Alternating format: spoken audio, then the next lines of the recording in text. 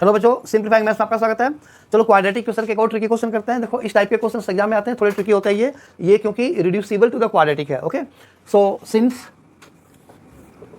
5 to the power x plus 1 plus 5 to the power 2 minus x equal to 5 to the power 3 plus 1, हम इसे क्या लिख सकते हैं? देखो 5 to the power x plus 1 laws of exponent use करो तो इसको सेपरेट कर दो। 5 to the power x into 5 to the power 1 plus 5 to the power 2 upon ये नीचे है ना, चलो एक लाइन में बढ़ाई देता हूँ, तो into 5 to the power minus x equal to ये हो गया 125 plus 1।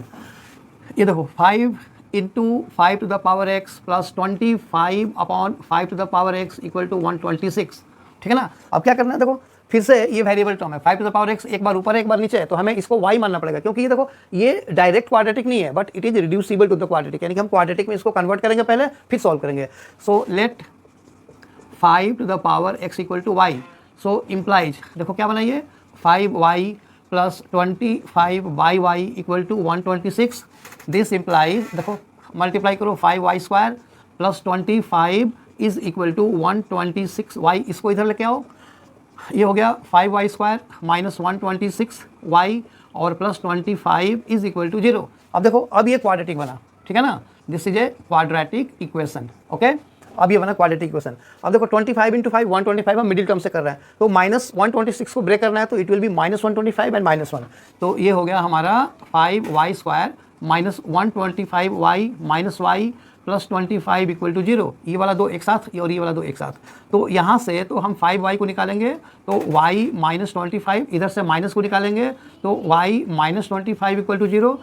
So this implies y minus 25 into 5y minus 1 equal to 0।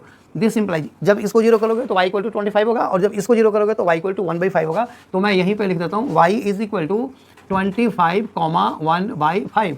So this implies y हमने किसको यूज किया था, ये देखो इसको 5 to the power x को। ओके, तो ये हो गया, so 5 to the power x equal to 25 यानी कि 5 to the power 2, so this implies x equal to 2।